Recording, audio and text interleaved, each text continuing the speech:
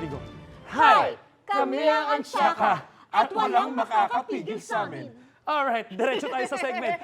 Partner and Anjo, sa init ngayon, ang dami ng excited magbakasyon ngayong summer. Yes! Oo, nako partner, at ang nakaka-excite din dyan, yung iba't ibang summer cooler na pwede mong matikman. That's right, ito ang ilang nakakatakam na videos na yan, panoorin natin ito.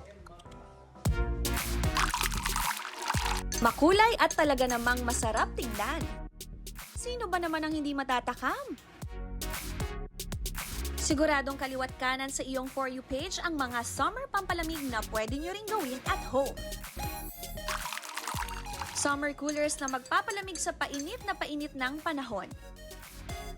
Cool ka lang at sagot na namin yan. You'll never go wrong dito sa all-time favorite ng mga Pinoy, ang Sagot Gulaman. Easy to do dahil kailangan mo lang gawin ang gulaman at patigasin ito.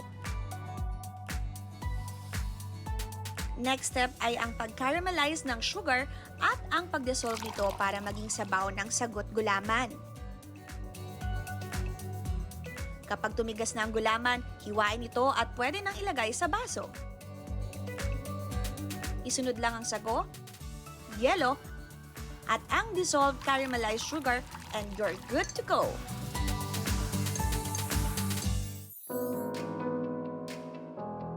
Raise your hand kung mahilig ka naman sa mais con yelo or ice cream. Pero what if both? Ube ice cream in mais con yelo is the key. Unang ilagay ang mais, sundan ng cheese, asukal, crushed ice, gatas, at ang toppings, ube ice cream. Mata mo pa lang ay mabubusog na. Beat the heat this summer with summer coolers. Well, syempre dapat, mga kapuso, matikman yan ng UH Barkada. Oo. Yan, mukhang ready na sila. Oh. Naka-ready pa tayo ng summer setup over that side. Correct. Yung mga customer natin, 4 yan. Bilisan nyo. Baka ma-demand Ito na tayo. po. Gatas, okay. Malapit na po yung avocado. Pabebe.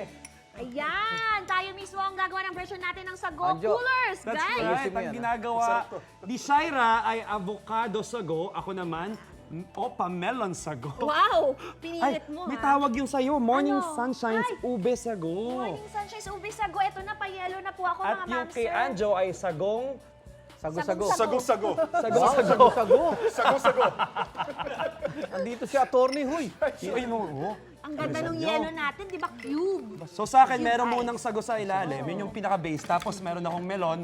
Next, tapos syempre, gusto natin ng creamy Parang na ganun ang sago. depensa natin. Ito na, condensed milk, maglagay din Lalagyan- tayo. Akin naman, evaporated milk. Yung sa akin naman, merong sagong malaki, sagong maliit. Ito po. Sagong-sago. Kanina po, sino po may order ng avocado? Hey, Attorney. Alam mo, masarap sana to kung hindi tayo time pressure.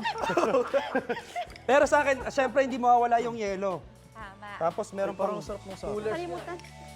Lagyan natin ng toppings. Lagyan natin Ayan. ng pipig. Merong sa Alam niyo ilalim. mga kapuso, ang dami May naming hinabol options pa. actually na ilagay na toppings, kaya naman mix and match talaga to. wow. Depende na lang to sa kakain, kung may enjoy nila. Ayan. Daddy. Daddy ka dyan. Masarap to, daddy. Sayang po. Ay, akin yung opa melon sago para kay ano. Bakit lasang Miss Maris. pansit?